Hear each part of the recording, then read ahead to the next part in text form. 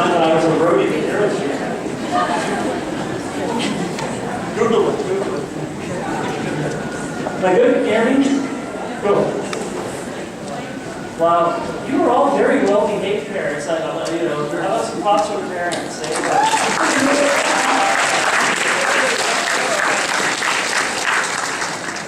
Well, we're sort of getting back to order. This was so cute. Before this ceremony began, you know who you are. I was talking to someone, I believe a grandmother, sergeant is a mother or aunt or something. A lovely woman who was talking to me, and she said, "Are all of these international affairs graduates?" And I said, "Yeah." She said, "You know, they're also pretty and handsome. Good-looking group." It's like, well, doesn't international affairs, aren't they essentially political scientists? Long story, sort of, yeah, she's like, "I thought political scientists were nerds." I said, "Yeah, up through the end of the Cold War they were nerds, and then we just threw that out, the Cold War, so yes. Some fun yet to come here. It's my pleasure and an honor to introduce our student speaker, Emily Ziegler. Yeah!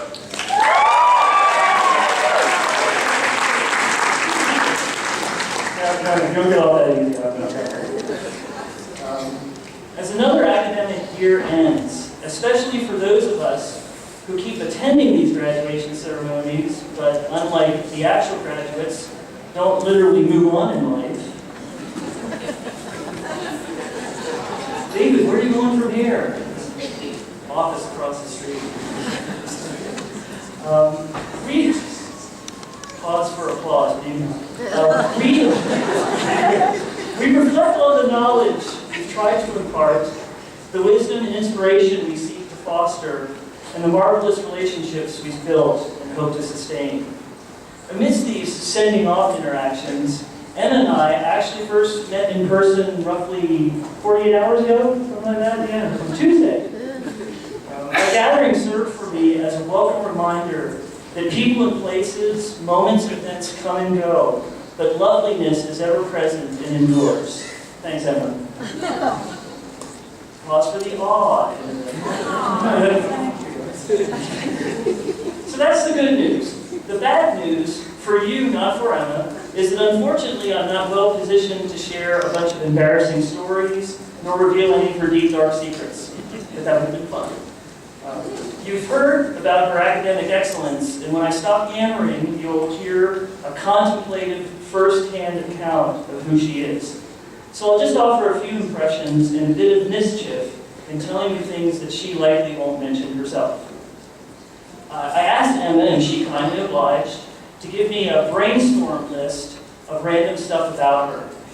Among my favorites on that list are that she loves poetry, that she uses a typewriter. That, kids. Oh, some props for typewriting, huh? And is a, not sure exactly what this means, but I'll tell you what she said. She's a retired magician, balloon animal maker, ventriloquist. If the economy doesn't turn around, maybe you look back now. Also, we all learn something every day. She actually has some experience in karate, and she's actually an orange belt. So yes, I binged, I'm going to Google equal time, Google Bing. I binged karate belts, not needing to disparage this, but it's a relatively novice level to just have an orange belt. It equates to being able to split 6 slices of stale bread in half at once, or being able to kick David Bailey's butt with just one menacing glance. Yeah, no, 2 more paragraphs and we're good. What truly struck me actually about her list is what was noticeably missing. That was anything smacking of boastfulness or resume building. In fact, she informed me that she's terrified of spiders. She's never been on a roller coaster. Dude, you're on a roller coaster. And in her own words, quote, "Can't paint or draw to save my life, and I'm decent at origami." That's loveliness. In the short time I've known her, I find Emma to be smart and curious, committed and ponderous, serious and silly, focused and uncertain, centered and uneasy, beautiful and unbounded, careful and careless, and uncomfortable having doofuses talk about her in public. She gets to talk after me, it'll be time for her public. All of these qualities make her rather special, and equally stunningly similar to every last splendid international affairs graduate in this room, and thus a worthy candidate to speak on behalf of those about to rock this planet. One last thing, she also loves 90s rap and hip hop, so here's my best flavor play. Yeah, boy!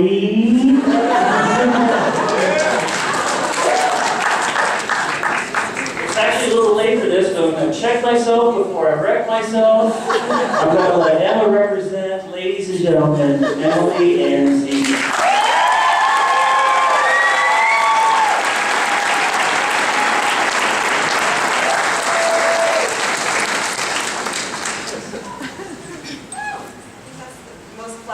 Of things anybody's ever said about me. Karate thing. It's true, so. Hi. Okay, so imagine with me that you're in a room. It's a big room, and it's full of a lot of people. Some are brand new people. I think there's a really brand new one in the back. And some are a little less brand new, no offense. There are people with all kinds of jobs, and a lot of people with probably no job. Some are students, some were students until recently, some are teachers. We've got parents, step-parents, grandparents, non-parents, siblings, relatives, friends. Now, imagine they're all looking at you intently. The question is, what do you say to them? Unfortunately, I don't really have an answer to that question, but I'm also, unfortunately, not the one imagining, so we're about to find out. I have to be honest that in the past few months, while I've been thinking about graduation, my stomach has been doing a lot of acrobatics that have less to do with excitement and more to do with nerves. I've heard, as I'm sure many of my classmates have, that college is the best time of your life, and congrats on avoiding the real world for the last 4 years, and stay in school as long as you can. And so, graduation for me is something that involves getting thrown into this self-sufficient adult life where I'm supposed to support myself and find a career that I'm interested in, but also positively impacts the world. So the idea of congratulating me sometimes feels a little sick, like maybe you should be offering me your condolences instead. Especially because I don't really know of a job where I can longboard to work, and where but CU can you slackline and hack and sack in the name of productivity. So as I began writing this speech and thinking about the fact that most of my sincere emotions are apprehension and fear and worry, I was trying to wonder what exactly can help me make sense of what's supposed to be a celebratory occasion. And don't get me wrong, I'm definitely celebrating today, but for me it's kind of a careful celebration, and I want to explain why. So, as many of you probably know by now, the world can be kind of a big and scary place. And I was blessed with an opportunity a couple of years ago to go out into that big, scary place when I studied abroad in Argentina. So one good thing about that was it helped me realize that independence is not unattainable. It is kind of possible, at least a little bit. But if nothing else, it also helped lead me to discover some of my favorite art and literature. And I studied international affairs. My geographical focus was Latin America. And that, combined with my travels, helped me discover Jorge Luis Borges, who's one of my favorite authors. And so this last semester, I read a story he wrote called Pierre Menard, author of Quixote. And it really stuck with me. So what the story does is it turns the idea of artistic value on its head. It's about this classic 17th century Spanish work called Don Quixote, which many of you maybe have heard of, which is written by a Spaniard named Miguel Cervantes. But in the story, Borges talks about a Frenchman that 300 years later writes the exact same story, word for word. And Borges says that this new one is somehow better. So that sounds kind of crazy, and that's mostly because it is. And Borges doesn't deny that in his story. But he sort of justifies it. So he says, quote, "To compose Quixote at the beginning of the 17th century was a reasonable enterprise, necessary, perhaps inevitable. At the beginning of the 20th century, it is near impossible. It is not in vain that 300 years have passed, charged with incredibly complex incidents. So, Borges is talking about 300 years of human complexity, which got me to thinking how different the world is now than just the last short 4 years since we came to college. When most of us got here around 2009, the Arab Spring had yet to splash across headlines and revolutionize the way most of us think about social media. Haitians had yet to be displaced and uprooted by a dramatic earthquake. Hugo Chavez was still alive and well and governing Venezuela. The magnitude of the financial problems in the EU had yet to be explored. Osama bin Laden's whereabouts were still unknown. Japan had not yet been rocked by a series of devastating natural and human disasters. And BP had a much better reputation for managing their oil. So, in short, we entered college in a very different world from the one in which we now find ourselves. And those were just a few of the headlines. Now, the reason we're all in this room boils down to some kind of connection with those international affairs. Some of you are probably only here because someone you like studied abroad and got hooked on it, so you got dragged here. Some of you are maybe like my little brother and just here to pick up chicks. Maybe you're like me and you're just here for the free food. But in all seriousness, those of us who chose to study this discipline share some degree of curiosity for what it means for us to be a part of this strange and complex world. We were drawn into this course of study by an awareness, even if it was underdeveloped in its beginnings, that the narratives and the languages and the dialects and the worldviews that we have learned and embodied until now are not the whole picture. I think the International Affairs program at CU does a good job of exemplifying this complexity.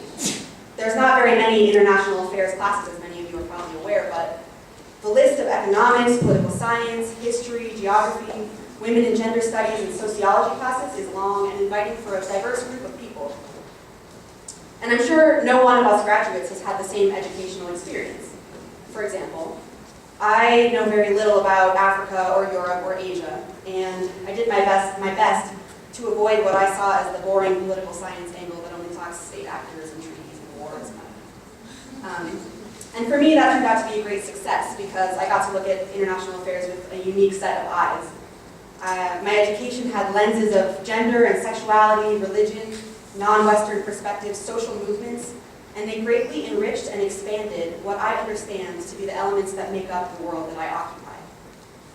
That said, I'm both really relieved and really grateful for all of you who love the things that I don't love, in part because they're so important to study, but also because they got me off the hook, so thanks. So somehow, people gathered in this room represent a series of drastically different individuals with a colorful variety of interests who have all agreed to focus their energies on making sense out of the same complex world.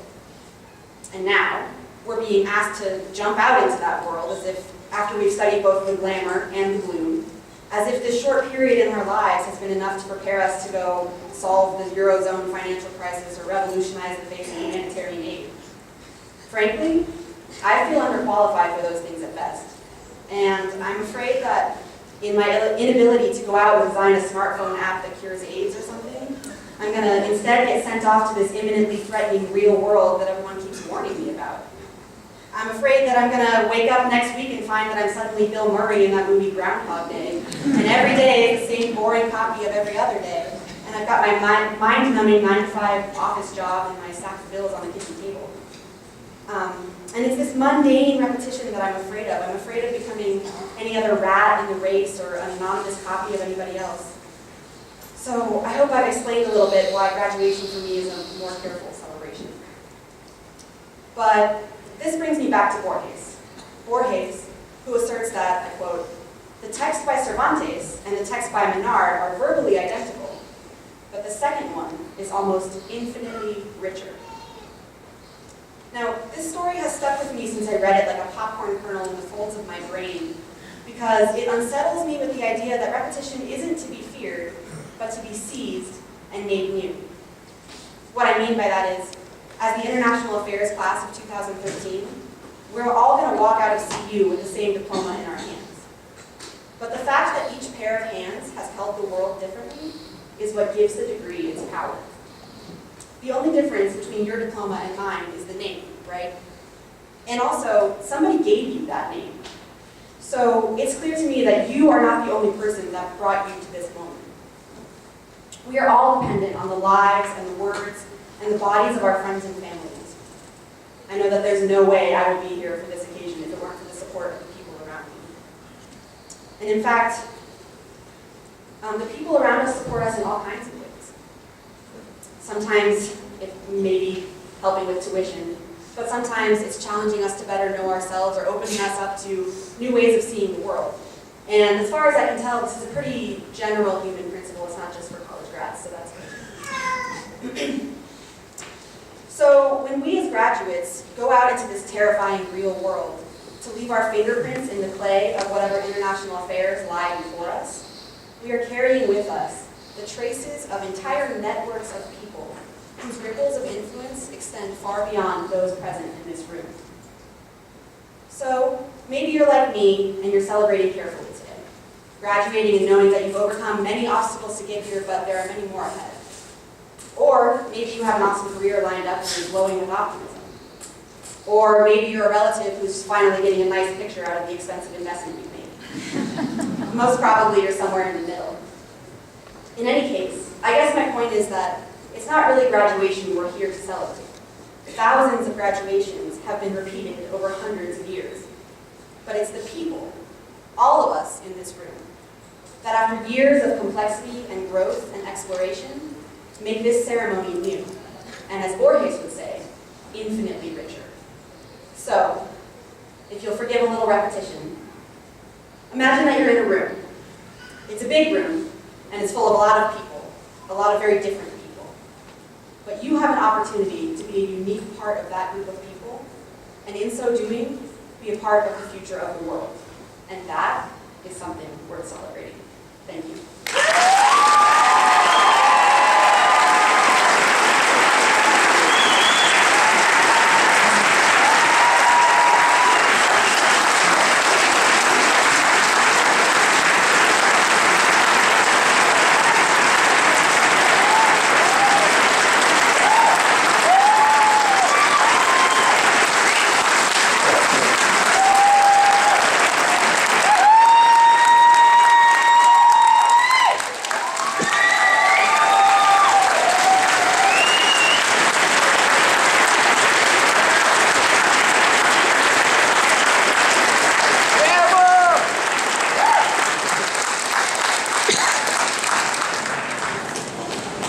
I'm going to tell you not to sit down.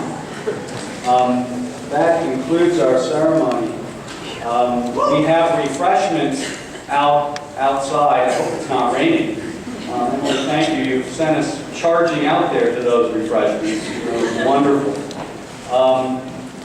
Just remember, we always say change the world. It's easy to say. It's change you can believe in or maybe change you can't believe in yet. You work for that. We expect a lot from all of you.